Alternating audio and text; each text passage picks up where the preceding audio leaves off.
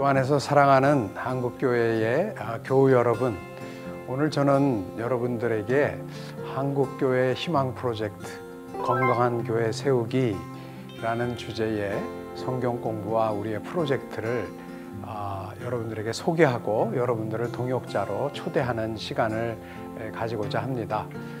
저희가 BH2030이라는 취지로 지난 수년 동안 여러 목회자들, 신학자들, 또 사회과학자들, 인문학자들이 모여서 함께 한국교회를 위하여 공부하고 또한 한국교회를 살리는 그런 프로젝트로서 BH2030 한국교회 건강 프로젝트를 여러분들과 나누게 되었습니다. 저희가 이런 취지로 모인 이유는 한국교회에 과연 희망이 있는가? 한국교회에 지금 희망이 있습니까? 라는 질문 앞에 저와 여러분 모두가 서 있기 때문입니다. 한국교회는 무엇보다 양적 위기 상황에 놓여 있습니다. 지난 20년을 돌아볼 때 한국교회는 2000년대 초반에 절정기를 맞았다가 지금은 이제 이게 2023년, 2023년까지 4년까지의 통계인데요. 보시면 이제 다시 제자리로 돌아온 느낌이 들잖아요. 근데 그 다음에 보면 2050년까지의 앞으로 한국교회가 어떻게 변할 것이다 라는 것을 보면 상당히 숫자가 줄어듭니다. 전 인구에서 차지하는 비율이 11%를 조금 넘을 정도. 저희가 전성기 때는 거의 20%였지 않습니까? 5명 중에 1명이 개신교 신앙을 가졌다고 했는데 이제 2050년이 되면 이 통계에 의하면, 이 통계의 예측이 맞다고 하면 10명 중에 12명이 안 되는 사람들만이 교회에 다니고, 아니 내가 신앙인이다 라는 이야기를 할 그런 지경에 이른다고 하는 것입니다. 이렇게 그저 양적인 면에서 겉으로 볼 때만 축소가 되는 것이 아니고 교회 내에 또 우리가 그렇게 지금 강조하는 다음 세대는 오히려 더 급격히 줄어들게 됩니다. 교회 내에서 차지하는 비중을 나타내는 것인데요. 20% 및 16%를 조금 넘을 정도로 이렇게 지금 한국교회 청년 인구는 감소를 합니다. 이와는 매우 대조적으로 교회 내의 노년 인구는 계속해서 증가합니다. 특별히 나중에 통계를 보니까 이 지역에 가면은 62%가 넘는 그 교인들, 실제로는 그 이상이 노년 인구가 교회 안에 자리하게 된다고 하는 것입니다. 이것이 한국교회의 미래의 모습인데, 물론 노년 인구가 늘어들고 청년 인구가 줄어든다는 것 자체만이 문제가 아니라 그것이 함의하는 한국교회의 미래가 있는가라고 하는 양적 의미에서의 질문을 할 수 있습니다. 물론 우리가 이런 통계를 가만히 보면은 한국교회는 세상 안에 있구나라는 것을 알게 됩니다. 교회만이 줄어드는 것이 아닙니다. 사실 각종 종교들도 다 줄어듭니다. 특별히 종교인의 비율이 급속도로 줄어들고 있습니다. 우리나라는 거의 무신론 국가가 되어가고 있습니다. 한국교회가 20% 이상의 영향력을 발휘하고 있었는데 지난 20여 년 동안 그 결과는 무종교, 무신앙 국가가 되어가고 있다는 것, 이것은 이 시대를 살은 우리들에게 있어서는 대단한 도전이 아니라고 할 수 없습니다. 특별히 위기 상황을 느끼게 됩니다. 지난 20, 30년 동안 우리가 계속해서 위기를 이야기를 할 때에 저는 개인적으로 많은 도전을 받았습니다. 왜 이렇게 신앙이 없는가? 신학교 교수들은 너무 부정적이야. 좀 더 긍정적인 면을 보세요 라고 하는 도전을 받았을 때마다 저는 저 자신이 틀리기를 바랬습니다. 위기론을 이야기하는 사람들이 틀리기를 바랬는데 이제는 그 위기론에 대해서 반론을 이야기하는 분들이 참 줄어들었습니다. 이제는 누구나 위기를 얘기하고 과연 희망이 있는가를 이야기하는 그런 지경에 이르렀습니다. 특별히 지난 코로나를 지내면서 이른바 뉴노멀을 맞이해서 우리는 그 위기를 확연히 절감하고 있습니다. 양적으로 이미 살펴본 바와 같이 엄청난 위기 상황에 놓여 있는데 질적으로 우리가 교회 내의 건강성이라는 측면에서 우리를 돌아볼 때도 심각한 위기 상황에 놓여 있다는 것을 우리는 알 수 있습니다. 세상 안에 속한 교회, 즉 교회의 인구가 줄어든다, 교인 수가 줄어든다, 노인이 증가한다, 청년들이 줄어든다 하는 것은 대한민국의 미래와도 거의 같습니다. 즉 우리 교회만이 줄어드는 것이 아니고 다른 종교도 줄어들고, 아니 다른 종교는 더더욱 줄어들 수도 있고, 대한민국 전체가 줄어드는, 그리고 나이 들어가는, 늙어가는 나라가 되어가고 있습니다. 그렇기 때문에 교회가 세상 안에 존재한다는 사실을 다시 한번 절감하면서 우리 교회의 위기 타개가 곧 우리나라와 우리 사회의 위기 타개 극복과 일치되는 면, 즉 신앙의 공공성이 하나님을 사랑하는 것만큼 세상을 사랑하고 섬기는 것이 중요하다. 우리가 교회를 살리려면 우리 사회도 잘 돼야 되고 우리나라도 더욱더 잘 돼야 된다 하는 우리의 과제를 분명하게 의식하게 됩니다.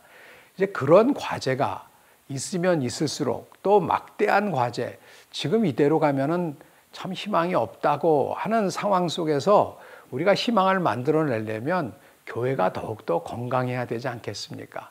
교회가 더욱더 힘이 있어야 되지 않겠습니까? 그런데 우리를 돌이켜보면 외부의 위기보다 내부의 위기가 못지않게 심각합니다.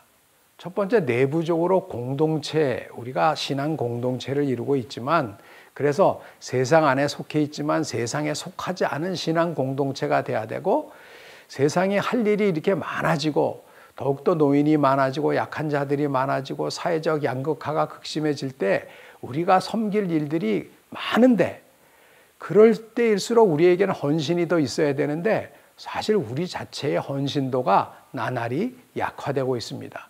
숫자도 줄어들고 있고 교회에 봉사하는 이들 나날이 줄어들고 있습니다. 요사이 연말이 되면 우리 부교육자들은 참 힘듭니다. 기존의 목회도 쉽지 않지만 연말이 되면 재직회 각 부서를 인수인계하기가 너무너무 어려운 상황에 놓여 있습니다. 대부분 그만두겠다는 분들은 많은데 내가 헌신하겠습니다 라고 나서는 이들은 줄어들고 있습니다.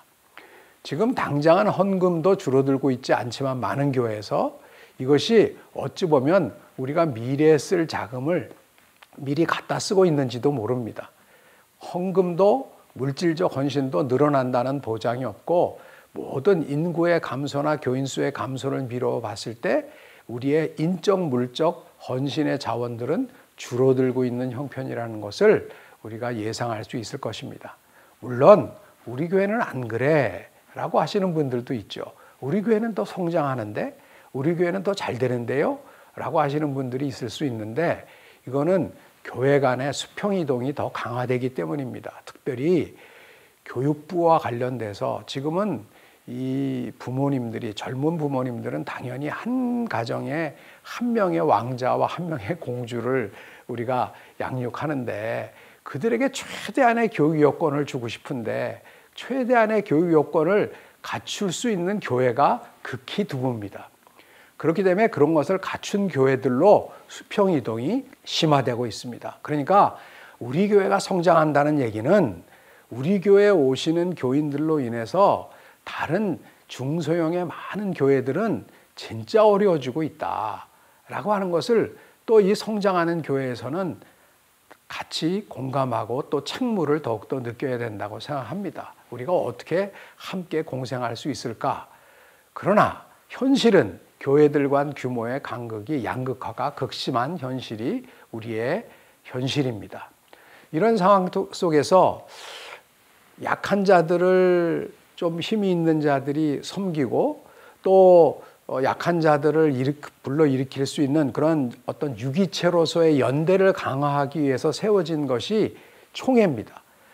교단의 시찰회, 노회, 총회 이런 것들은 우리가 그리스도의 몸으로서 더 건강해지기 위해서, 골고루 건강해지기 위해서 세워진 하나님의 도구들이죠.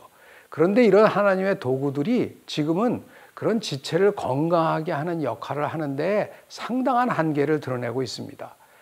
대부분의 힘을, 대부분의 인적 물적 자원을 정치에 소모하고 있지는 않은지 걱정이 많이 되는 형편입니다. 노회와 총회를 보고 희망을 가지고 예전에는 예컨대 제가 속한 교단에 이 마크를 보면 한반도에 이 참 십자가가 이렇게 녹색으로 있는 그런 그 상징이 굉장히 우리에게 소망을 줬고 그 상징을 보고 사람들이 믿고 교회를 찾아왔던 적이 있습니다. 근데 이제는 더 이상 그 상징이 사람들에게 신뢰를 주고 아, 저 교회는 가면 되겠구나.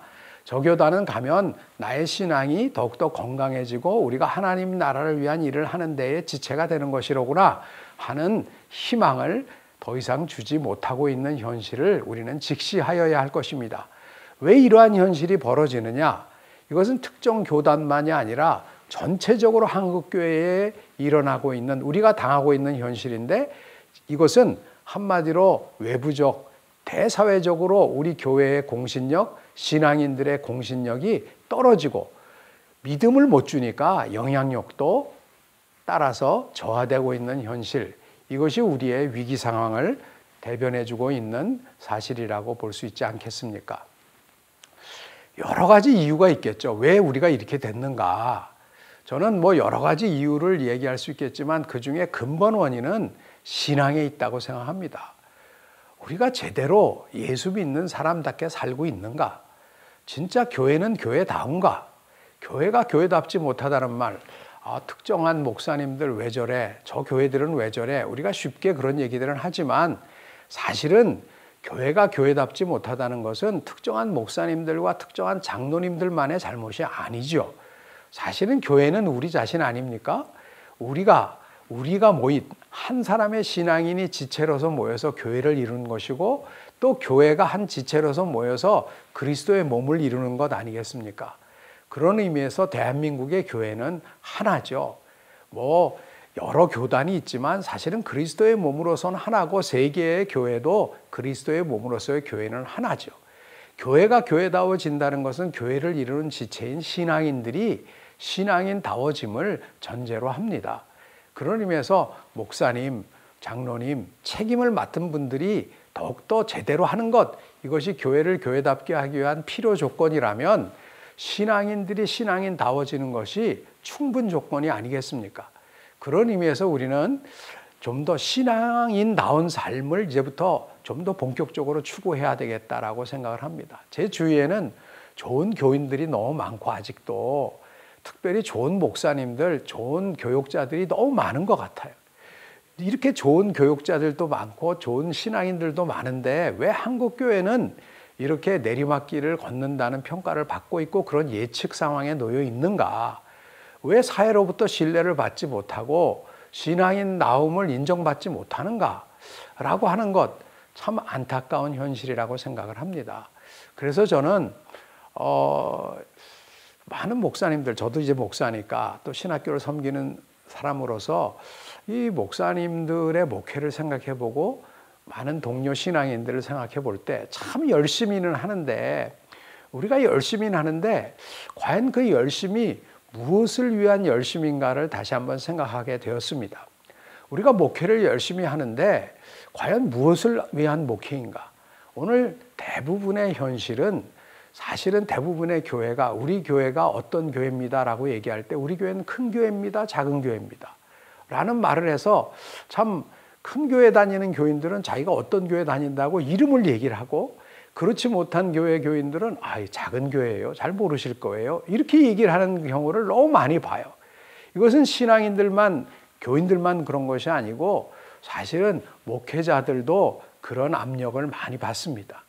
예배가 끝나면 일주일 예배가 끝나면 오늘 출석교인이 몇 분이나 되는가, 오늘의 헌금은 얼마나 우리가 그 헌금을 하셨는가 라는 것이 어찌 보면 우리 교회의 건강성, 우리 교회를 가늠하는, 우리 교회가 지금 어떤 상황에 있는가를 가늠하는 거의 유일한 지표가 되어가고 있지 않는가라는 것에 대한 두려움이 듭니다.